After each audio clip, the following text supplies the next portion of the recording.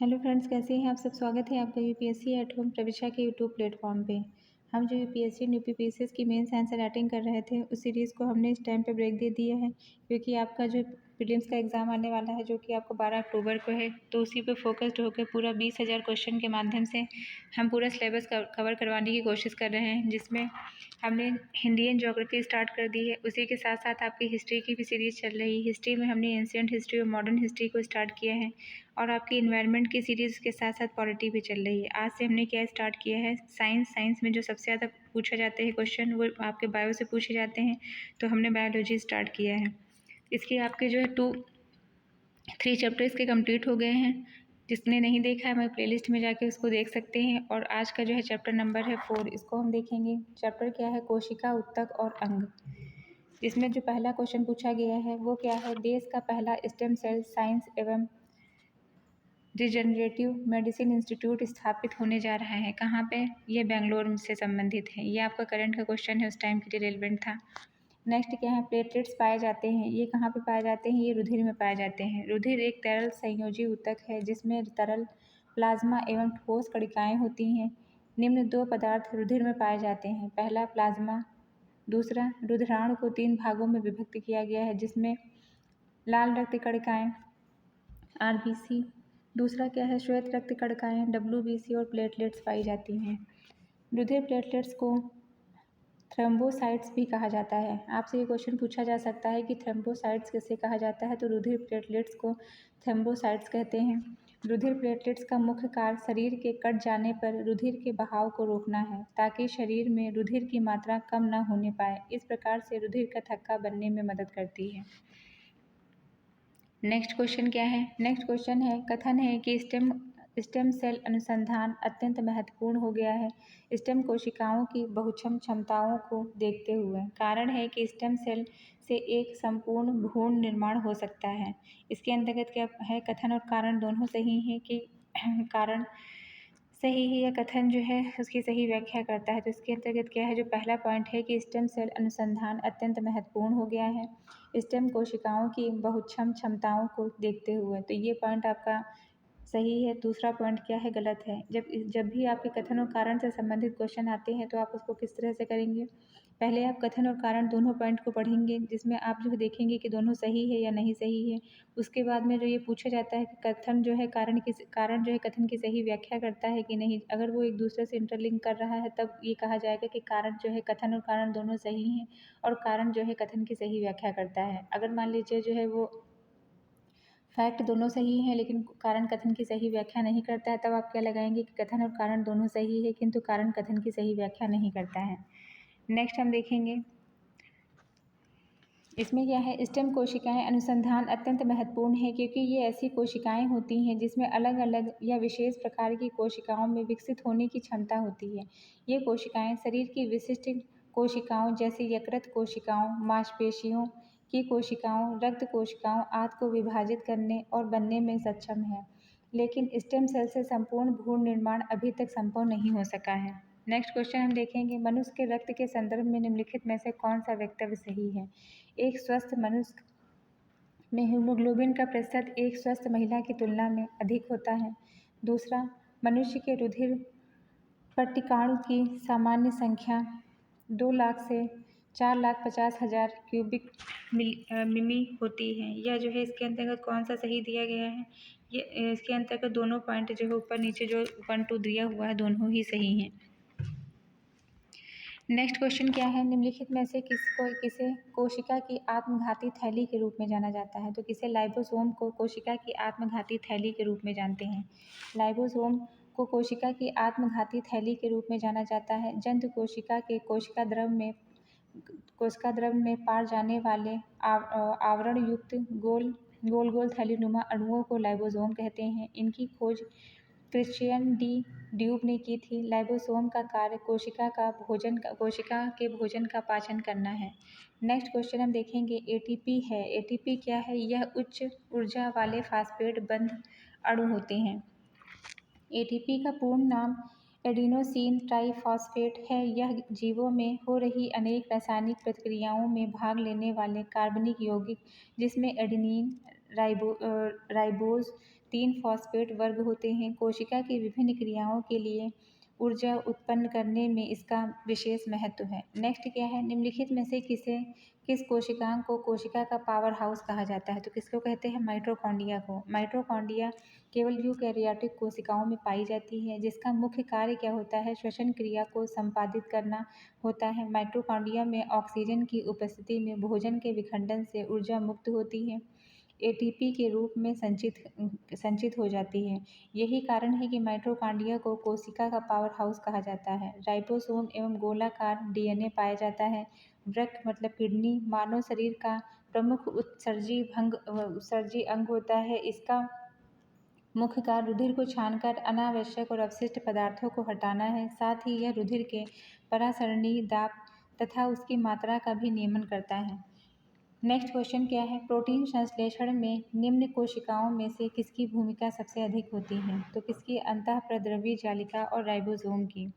अंतःप्रद्रवी जालिका और ribosome protein संश्लेषण में महत्वपूर्ण भूमिका निभाते हैं। अंतःप्रद्रवी जालिका दो प्रकार की चिकनी अंतःप्रद्रवी जालिका तथा खुरदुरी अंतःप्रद्रवी जालिका होती है। खुरदुरी अंतःप्रद्रवी जो जालिका होती है उसमें प्रोटीन संश्लेषण में तथा चिकनी अंतःप्रद्रवी जालिका लिपिड एवं स्टेरॉयड संश्लेषण में सहायक होती है। राइबोसोम प्रोटीन और आरएनए से बने होते हैं। आपका ये क्वेश्चन पूछा जा सकता है कि राइबोसोम का निर्माण किससे होता है? ये जो है किससे बने होते हैं? प्रोटीन और आरएनए से बने होते हैं। राइबोसोम प्रोटीन संश्लेषण में भाग लेते हैं। नेक्स्ट क्वेश्चन क्या है, अति विवादास्पद भ्रूणीय स्टेम कोशिकाओं के विकल्प के रूप में बायोएथिकल विवादास्पद स्रोत है स्टेम कोशिकाओं का। ये किससे संबंधित है? अस्थिमज्जा से व्युत्पन्न स्टेम कोशिकाएं। स्टेम कोशिकाएं एक ऐसी कोशिकाएं होती हैं जिसमें शरीर के किसी अंग को कोशिका के रूप में विकसित करने की क्षमता होती है। वैज्ञानिक प्रयोगों के लिए स्रोत के आधार पर स्टेम कोशिकाओं को भ्रूण, वयस्क या कॉर्ड ब्लड में बांटा गया है। अधिकांश स्टेम कोशिकाएं भ्रूण से प्राप्त होती हैं। इन्हें जन्म के समय ही सुरक्षित रखना होता है। इन मूल कोशिकाओं के अनुसंधान को लेकर काफ़ी विवाद है। कारण है कि विकास के प्रारंभिक चरण में मानव भ्रूण से इन कोशिकाओं को प्राप्त करने के दौरान भ्रूण नष्ट भी हो सकता है, इसलिए इसका विरोध हो रहा है। परंतु वर्तमान में इसके वैकल्पिक स्रोतों की तलाश कर ली गई है, जैसे गर्भनाल का रक्त, दांत, अस्थिमज्जा आदि स्टेम कोशिकाओं के स्रोत हैं।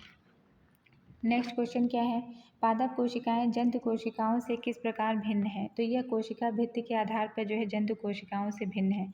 जंतु कोशिका और पादप कोशिका निम्नलिखित भिन्नताएं पाई जाती हैं। इसके अंतर्गत जो पहला पॉइंट है वो क्या है, पादप कोशिका में सेलुलोज की बनी कोशिका भित्त होती है। आपसे पूछा जा सकता है कि पादप कोशिका की जो कोशिका भित्त है वह किसकी बनी होती है? तो वह सेलुलोज की बनी होती है। जबकि जो जंतु कोशिका में ऐसी कोई भित्ति या सेलुलोज नहीं पाया जाता है। नेक्स्ट क्या है, पादप कोशिका में क्लोरोप्लास्ट एवं बड़ी बड़ी रस धमनियाँ होती हैं, जबकि जंतु कोशिका में इनका अभाव होता है। नेक्स्ट पॉइंट क्या है, जंतु कोशिका में ऊर्जा का संग्रह कार्बोहाइड्रेट और ग्लाइकोजन के रूप में होता है। आपसे पूछा जा सकता है कि जंतु कोशिका में जो ऊर्जा का संग्रह है वो किस रूप में होता है? तो कार्बोहाइड्रेट और ग्लाइकोजन के रूप में। पादप कोशिका में ऊर्जा संग्रह स्टार्च के रूप में होता है। ये पूछा जा सकता है कि पादप कोशिका में ऊर्जा का संग्रह किस रूप में होता है? तो यह स्टार्च के रूप में होता है। नेक्स्ट हम देखेंगे, ये आपका जो है करंट के जो है पर्सपेक्टिव से है, जो इस टाइम के लिए रेलिवेंट नहीं है। नेक्स्ट क्वेश्चन क्या है, राइबोसोम किसके स्थल कहे जाते हैं? ये प्रोटीन निर्माण के स्थल कहे जाते हैं। राइबोसोम को प्रोटीन निर्माण स्थल अथवा प्रोटीन निर्माण का कारखाना कहा जाता है। आपसे पूछा जा सकता है कि प्रोटीन निर्माण का कारखाना किसे कहते हैं? तो वो राइबोसोम कहलाता है। राइबोसोम प्रोकैरियोटिक और यूकैरियोटिक दोनों कोशिकाओं में पाया जाता है। इसकी जानकारी पैलेट ने वर्ष 1955 में दी थी। राइबोसोम का निर्माण केंद्रिका के द्वारा होता है।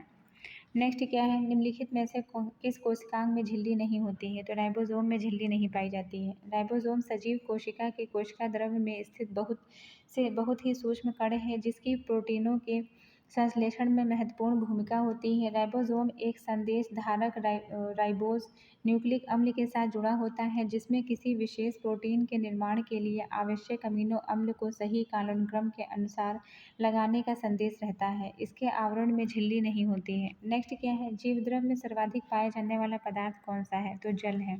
जीवद्रव्य को कोशिका द्रव्य भी कहा जाता है। जीवद्रव्य कार्बन, हाइड्रोजन, ऑक्सीजन, अनेक कार्बनिक तथा अकार्बनिक पदार्थों से मिलकर बना होता है। इसमें जल की मात्रा कितनी होती है? 80% और प्रोटीन की मात्रा 15%, वसा की मात्रा 3%, कार्बोहाइड्रेट की मात्रा 1% होती है। अकार्बनिक लवण की मात्रा कितनी होती है? 1%।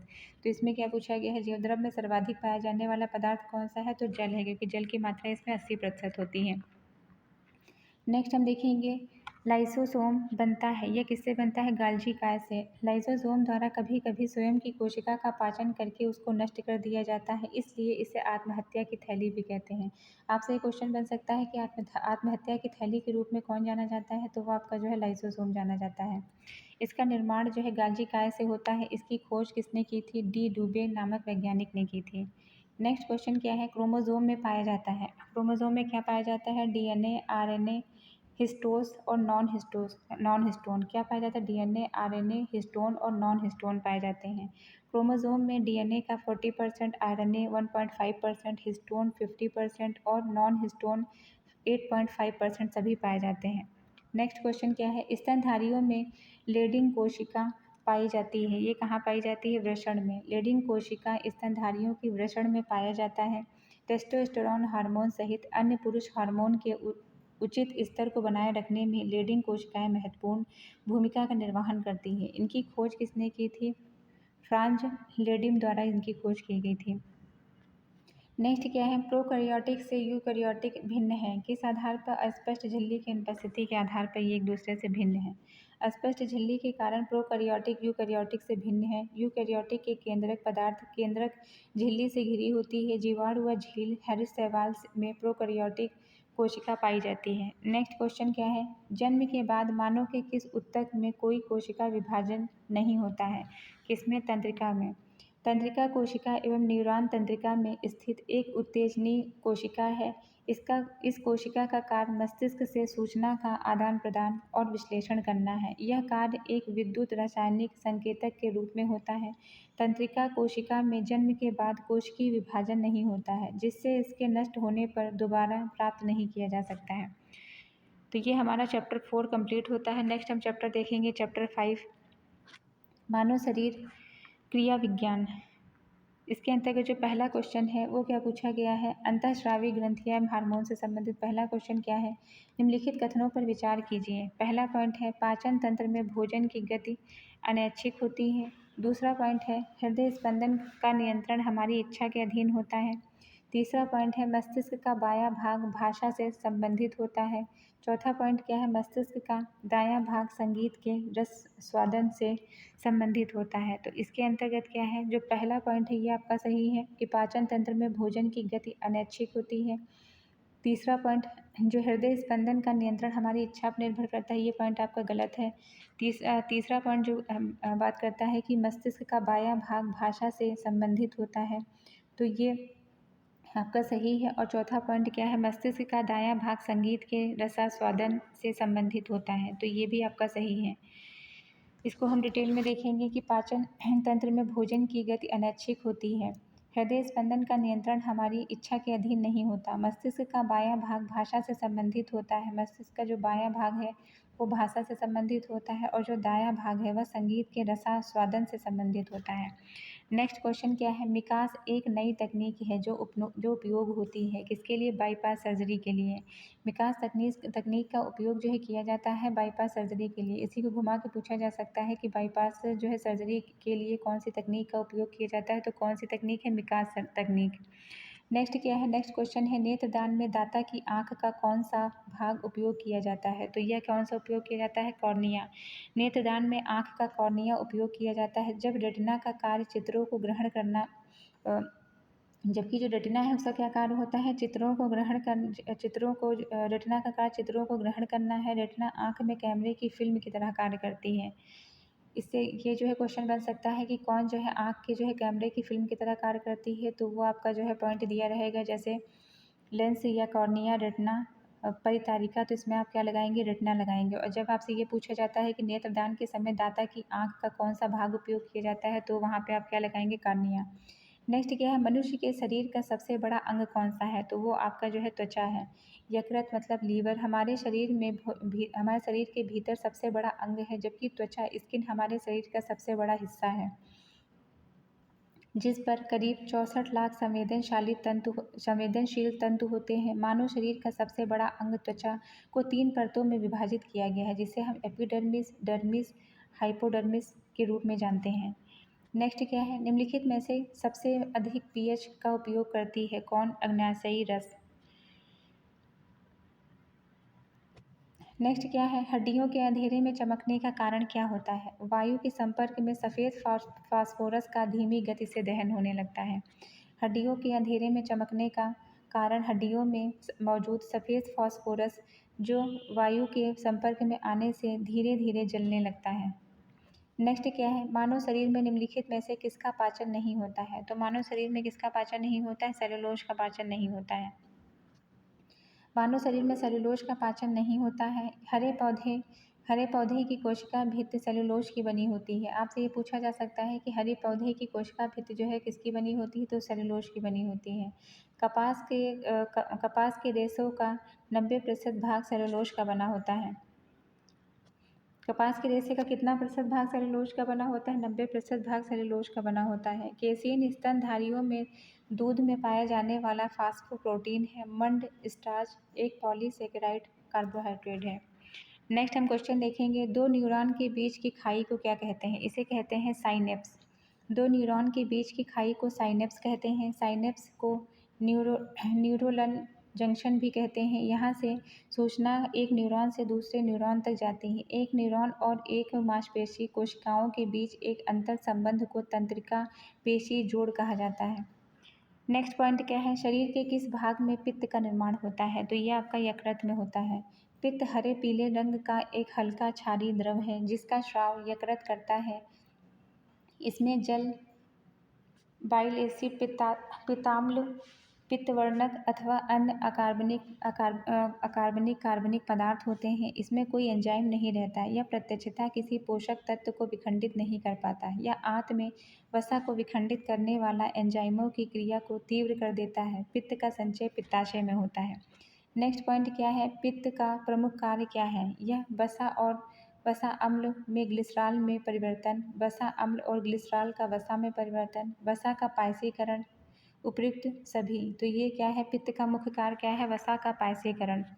उदर के दाहिने भाग में ऊपर की ओर शरीर की यकृत नामक मतलब लीवर नामक सबसे बड़ी ग्रंथि है जो पित्त का निर्माण करती है। वहाँ से पित्त पित्ताशय में जाकर एकत्र हो जाता है और पाचन के समय एक वाहिनी द्वारा गृहिणी में पहुँचता है और यह हरे पीले रंग का गाढ़ा तरल द्रव्य होता है जिसका कार्य भोजन में वसा का पाचन या पायसीकरण करना है। नेक्स्ट क्या है, भारत में अतिरिक्त ग्लूकोज और ग्लाइकोजन में परिवर्तन होकर भंडारित रहता है। ये कहाँ पे? यकृत में।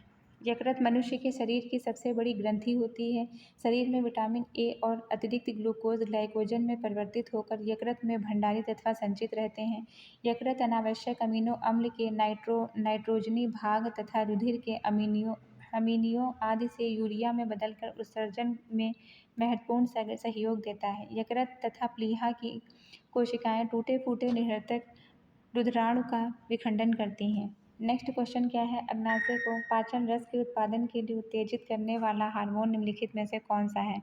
तो वह कौन सा है? सिक्रीटिन है।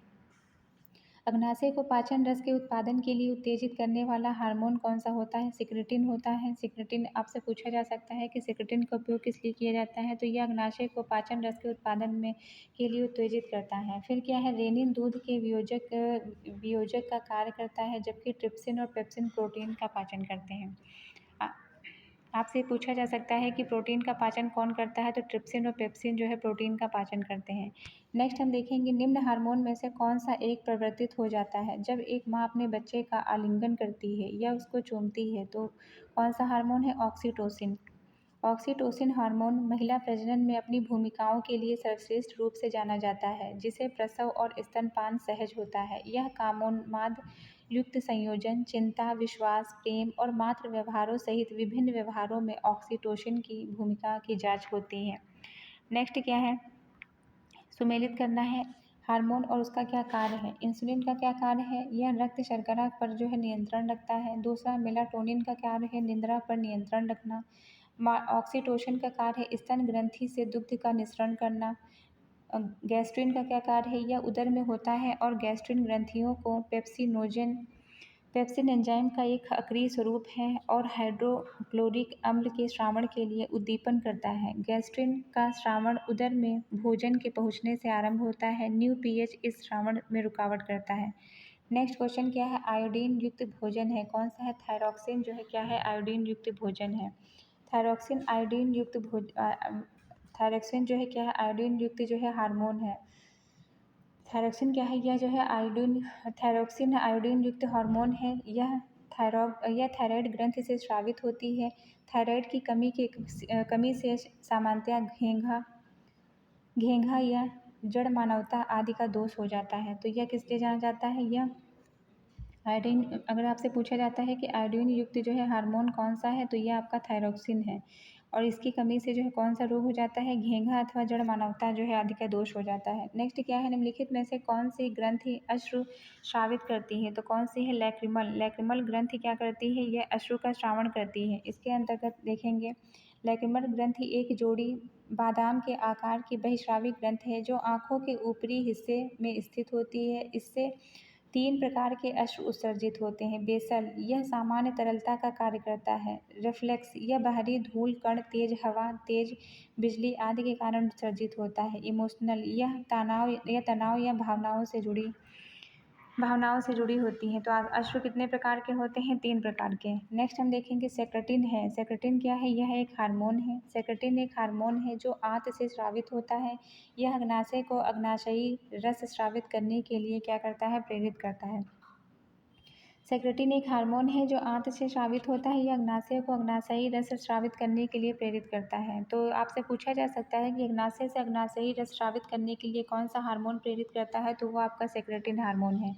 नेक्स्ट क्वेश्चन क्या है, रेशम ग्रंथि किसका रूपांतरित रूप है। तो ये जो रेशम जो ग्रंथि है, यह लार ग्रंथि का रूपांतरित रूप है। रेशम ग्रंथियां लार ग्रंथियों के रूपांतरित रूप हैं। विभिन्न प्रजातियों ने लार के विभिन्न उपयोग विकसित किए हैं जो पूर्व पाचन से परे। कुछ प्रजाति अपने चिपचिपे लार का उपयोग घोंसले का निर्माण करने के लिए करती हैं। मकड़ियों और केंचुओं जैसे कुछ संधिपाद प्राणी लार ग्रंथियों से धागा बनाते हैं। अब आपसे ये क्वेश्चन पूछा जा सकता है कि कौन जो है कौन से संधिपाद प्राणी अपने लार ग्रंथियों से धागे का निर्माण करते हैं, तो कौन आता है इसके अंतर्गत, मकड़ियाँ और केंचुए आते हैं। नेक्स्ट हम देखेंगे इंसुलिन होता है, यह क्या है, यह एक प्रोटीन है। इंसुलिन अग्नाशय यानी पैनक्रियाज के अंतःस्रावी भाग लैंगर-हैंस की दीपिकाओं की बीटा कोशिकाओं से स्रावित होने वाला एक जंतु हार्मोन है। रासायनिक संरचना की दृष्टि से यह एक पेप्टाइड हार्मोन है। इंसुलिन के अल्प श्रावण से मधुमेह या डायबिटीज़ नामक रोग हो जाता है। जब रुधिर में उपस्थित ग्लूकोज शरीर की कोशिकाओं के उपयोग में नहीं आ पाता है, तब रुधिर में ग्लूकोज की मात्रा बढ़ने लगती है। इसे ही हम मधुमेह रोग कहते हैं। नेक्स्ट क्या है, नेक्स्ट क्वेश्चन है, गाय और भैंस के थनों के दुग्ध उतारने के लिए किस हार्मोन की सुई लगाई जाती है। तो ऑक्सीटोसिन हार्मोन की सुई लगाई जाती है। ऑक्सीटोसिन एक प्रकार का पिट्यूटरी हार्मोन है जो गर्भाशय में संकुचन पैदा कर दूध उतारने में सहायक होता है। इसका उपयोग गाय भैंस के थनों के दूध निकालने में करते हैं। इंसुलिन एक प्रकार का हार्मोन है जो मनुष्य के अग्नाशय ग्रंथि की लैंगर-हैंस दीपिकाओं से निकलता है। आपसे पूछा जा सकता है कि इंसुलिन जो हार्मोन है ये कहाँ से निकलता है, ये मनुष्य के अग्नाशय ग्रंथि की लैंगर-हैंस दीपिकाओं से निकलता है। इसकी कमी से कौन सा रोग हो जाता है, मधुमेह नामक रोग हो जाता है। सोमैटोट्रोपिन, यह वृद्धि हार्मोन है और पीस ग्रंथि से स्रावित होता है। आपसे पूछा जा सकता है कौन सा वृद्धि हार्मोन है, तो कौन सा है, सोमैटोट्रोपिन एक वृद्धि हार्मोन है और इसका स्रावण कहाँ से होता है, इसका स्रावण होता है पीयूष ग्रंथि से। नेक्स्ट क्वेश्चन हम देखेंगे, निम्नलिखित में से कौन सी अंतःस्रावी ग्रंथि आकस्मिक घटनाओं से निपटने के लिए हार्मोन उत्पन्न करती है। तो कौन सी, एड्रिनल मेडुला। क्या क्वेश्चन पूछा गया है, निम्नलिखित में से कौन सी अंतःस्रावी ग्रंथि आकस्मिक घटनाओं से निपटने के लिए हार्मोन उत्पन्न करती है, कौन सी है, एड्रिनल मेडुला। अधिवृक्क ग्रंथि कशेरुकी जीवों में पाई जाने वाली एक अंतःस्रावी ग्रंथि है। इसका मुख्य कार्य क्या होता है, तनाव की स्थिति में हार्मोन को निकालना। इसे 3F ग्रंथि भी कहते हैं, मतलब फियर, फाइट और फ्लाइट। नेक्स्ट क्या है, निम्नलिखित में से कौन सी एक एंजाइम दूध के पाचन में सहयोगी होती है? ये कौन सा है आपका? रेनिन। जठर रस में रेनिन एंजाइम अक्रिय प्रोरेनिन के रूप में पाया जाता है, जिसे HCl अम्ल सक्रिय रेनिन के रूप में बदलना है। रेनिन एंजाइम का मुख्य कार्य दूध में घुलनशील प्रोटीन केसीन और ठोस अघुलनशील कैल्शियम पेराकेसिनेट में बदलकर दूध को दही में परिवर्तित करना है, जिससे इसे प्रोटीन पर पेप्सिन एंजाइम क्रिया कर सके। नेक्स्ट क्या है, निम्नलिखित में से कौन सा एक प्रोटीन नहीं है? तो इसके अंतर्गत ऑक्सीटोसिन क्या है? यह प्रोटीन नहीं, यह एक हार्मोन है। ऑक्सीटोसिन एक हार्मोन है। मानवीय संबंधों के गढ़ने में इस हार्मोन की भूमिका बहुत ही महत्वपूर्ण है, इसलिए इसे आलिंगन या प्रेम का हार्मोन भी कहते हैं। अगर आपसे पूछा जाता है कि आलिंगन या प्रेम का हार्मोन के रूप में कौन जाना जाता है, तो वो क्या है? ऑक्सीटोसिन है। कैरेटिन एक प्रोटीन है जो बालों, त्वचा, नाखून का निर्माण करती है। फाइब्रिन एक प्रकार का प्रोटीन है जो रक्त स्कंदन या थक्का बनाने का कार्य करती है। आपसे पूछा जा सकता है कि थक्का बनाने का कार्य कौन सी प्रोटीन करती है? तो फाइब्रिन करती है। या आपसे ये क्वेश्चन पूछा जा सकता है कि बालों के लिए, त्वचा और नाखून का निर्माण करने के लिए कौन सा प्रोटीन जिम्मेदार है? तो वो क्या है? केराटिन है। कोलेजन और कार्बनिक यौगिक है, यह भी एक प्रकार का प्रोटीन है। नेक्स्ट हम देखेंगे हार्मोन और स्रावित ग्रंथि। कौन सा हार्मोन कहाँ से स्रावित होता है? प्रोजेस्टेरॉन का स्रावण कहाँ से होता है? यह महिला गर्भाशय से स्रावित होता है। दूसरा क्या है आपका जो है टेस्टोस्टेरोन का जो है संबंध किससे होता है? यह आपका जो है पुरुष अंडाशय से होता है। थायरॉक्सिन हार्मोन जो है स्रावित ग्रंथि कौन सी है? ये थायराइड है। और इंसुलिन का स्रावण कहाँ होता है? अग्नाशय के लैंगरहैंस दीपकाओं से होता है। नेक्स्ट हम देखेंगे इसका जो बॉक्स दिया हुआ है, इसको डिटेल में कवर करेंगे कि अग्नाशय मादा के उदर गुहा में स्थित होता है। इसके द्वारा स्रावित हार्मोन एस्ट्रोजन और प्रोजेस्टेरॉन है। प्रोजेस्टेरॉन का स्राव कार्पस ल्यूटियम द्वारा होता है। यह स्तन के विकास एवं दुग्ध ग्रंथियों को सक्रिय करता है। टेस्टोस्टेरोन हार्मोन पुरुष अंडाशय में पाया जाता है। थायराइड ग्रंथि मनुष्य के गर्दन के भाग में श्वास नली के दोनों तथा स्वर यंत्र को जोड़ के आधार तल पर स्थित होती है। इसमें स्रावित हार्मोन थायरॉक्सिन तथा टेट्रा आयोडीन थायरोनिन और थायरोनिन है। थायरॉक्सिन मुख्यतः अमीनो अम्ल जिसमें 65% आयोडीन होता है। इंसुलिन अग्नाशय के एक भाग लैंगरहैंस की दीपिकाओं के द्वारा स्रावित एक प्रकार का हार्मोन होता है जो रक्त में शर्करा की मात्रा को नियंत्रित करता है। इसकी खोज किसने की थी? वेंटिंग एंड वेस्ट ने की थी। आपसे पूछा जा सकता है कि इंसुलिन हार्मोन की खोज जो है किसने की थी? तो इसकी खोज की थी वेंटिंग और वेस्ट ने की थी। कब की थी? 1921 में। नेक्स्ट क्वेश्चन क्या है, निम्नलिखित में से कौन सा हार्मोन लड़ो और उड़ो की धारणा से संबंधित है? तो कौन सा है? एड्रिलेनिन हार्मोन जो है लड़ो और उड़ो की धारणा से संबंधित है। एड्रिलेनिन हार्मोन अनुकंपी तंत्रिका तंत्र से नियंत्रित होने वाली क्रियाओं को नियमित करता है। यह कार्यकारी अंगों को प्रभावित करता है। एड्रिलेनिन हमें संकटकालीन परिस्थितियों का सामना करने के लिए तैयार करता है। गुस्से, डर के समय उत्पन्न होने वाले हाव भाव एड्रिलेनिन के कारण उत्पन्न होते हैं। एड्रिलेनिन को 3F भी कहते हैं। आपसे पूछा जा सकता है कि 3F जो है के रूप में जाना जाता है, तो कौन सा हार्मोन है? एड्रिलेनिन। इसे इमरजेंसी हार्मोन भी कहते हैं। इमरजेंसी हार्मोन 3F हार्मोन के रूप में जो है कौन सा जाना जाता है? एड्रिलेनिन के नाम से जानते हैं। इसे लड़ो या उड़ो के जो है नाम से भी जानते हैं। नेक्स्ट क्या है, निम्नलिखित में से जो है निम्नलिखित हार्मोनों में से कौन सा एक स्त्रीलिंग हार्मोन है? तो कौन सा है? एस्ट्रोजन। एस्ट्रोजन क्या है? यह एक स्त्रीलिंग हार्मोन है।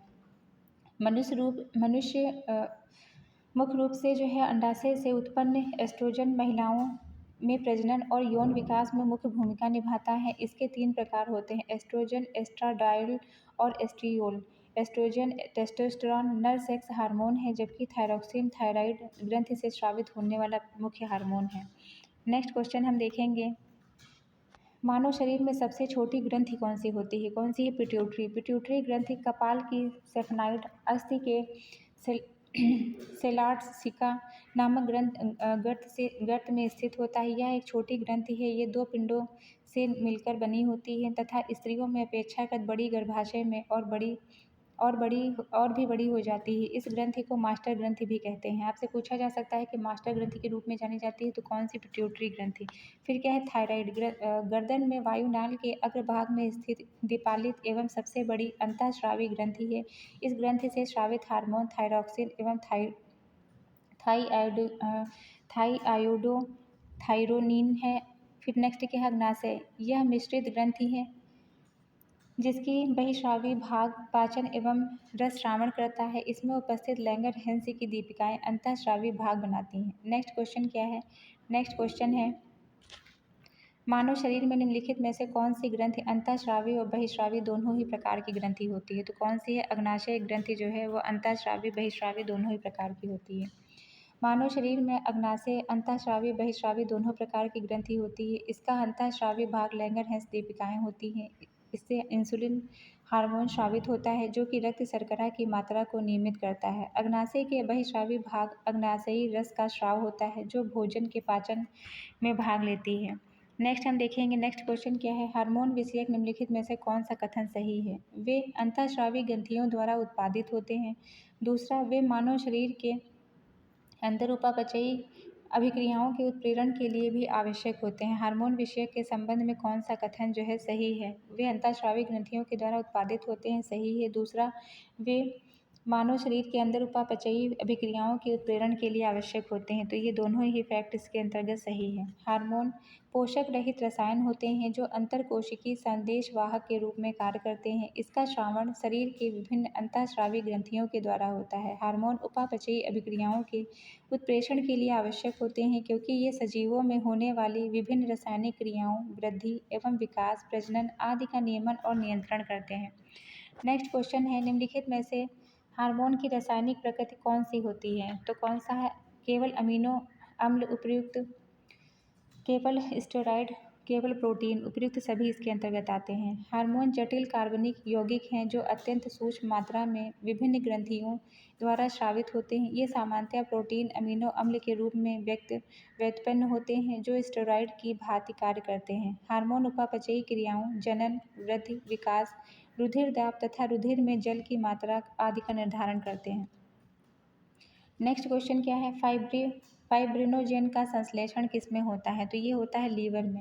फाइब्रिनोजेन एक ग्लाइकोप्रोटीन है जो कशेरुकी जीवों में पाया जाता है। इसका संश्लेषण कहाँ पे होता है? लीवर में होता है। थ्रोम्बिन द्वारा यह फाइब्रिन में बदल जाता है जो रक्त के जमने में सहायक होता है। नेक्स्ट क्वेश्चन क्या है? मानव शरीर की सबसे बड़ी ग्रंथि कौन सी है? तो कौन सी? यकृत है। मानव शरीर की सबसे बड़ी ग्रंथि यकृत लीवर है और शरीर की सबसे बड़ी अंतःस्रावी ग्रंथि जो है कौन सी है? इंडोक्राइन ग्लैंड अवट्टु ग्रंथि थायराइड होती है। नेक्स्ट क्या है? मानव शरीर में यूरिया संश्लेषित होती है तो कहाँ पे? यकृत में। अनावश्यक अमीनो अम्ल को यकृत यूरिया में बदल देता है, अर्थात मानव शरीर में यूरिया यकृत में संश्लेषित होती है। यकृत कोशिकाओं में अमोनिया तथा CO2 मिलकर अनिरथीन चक्र तथा यूरिया का अवशोषण करते हैं। नेक्स्ट क्वेश्चन क्या है? अल्कोहल के निराविशन के लिए निम्नलिखित मानव अंगों में से कौन सा उत्तरदायी है? तो कौन सा है? यकृत है। यकृत एक उत्सर्जी कार्य यकृत का उत्सर्जी कार्य भी होता है। यह पित्तवर्णक एवं बिलिरुबिन और बिलीवर्डिन एवं कोलेस्ट्रॉल, कुछ ड्रग्स तथा स्टेरॉयड हार्मोन के उत्पाद, कुछ विटामिन के सर्जन में सहायक होते हैं। नेक्स्ट क्या है? निम्नलिखित पर विचार कीजिए। यह मानव शरीर की दूसरी सबसे बड़ी ग्रंथि है। इसका रस एक विशेष प्रकार की कोशिका से स्रावित होता है तथा क्षारीय होता है। इसके रस को इसके रस को जो है पूर्ण पाचक रस कहा जाता है। यह जो है गुण सबके संबंध में जो है किसके संदर्भ में बात की गई है? अग्नाशय के संदर्भ में बात की गई है। अग्नाशय मानव शरीर की दूसरी सबसे बड़ी ग्रंथि है। यह एक साथ अंतःस्रावी नलिका विहीन और बहिःस्रावी नलिका युक्त दोनों प्रकार की ग्रंथि है। इससे अग्नाशयी रस निकलता है जिसमें 9.8% जल, शेष भाग में लवण और एंजाइम होते हैं। क्षारीय द्रव जिसका pH कितना होता है? 7.5 से 8.3 होता है। इसमें तीनों प्रकार के मुख्य भोज को पचाने के लिए एंजाइम होते हैं, इसलिए इसे पूर्ण पाचक रस कहा जाता है। नेक्स्ट हम देखेंगे 10 दिनों से अधिक दिन का उपवास करने पर लीवर पर क्या प्रभाव पड़ता है? लीवर में ग्लूकोज का स्तर कम हो जाता है। 10 दिनों से अधिक दिन तक उपवास करने पर लीवर में ग्लूकोज का स्तर कम हो जाता है। यकृत मानव शरीर की सबसे बड़ी ग्रंथि है। यह अतिरिक्त ग्लूकोज को ग्लाइकोजन में बदलकर संग्रहित करता है तथा उपवास या भोजन न करने पर ग्लूकोज की कमी होने पर ग्लाइकोजन को पुनः ग्लूकोज में परिवर्तित करता है। यकृत के नीचे भाग में एक छोटी सी थैली के रूप में स्थित पित्ताशय में ही यकृत द्वारा स्रावित पित्त रस संचित होता है।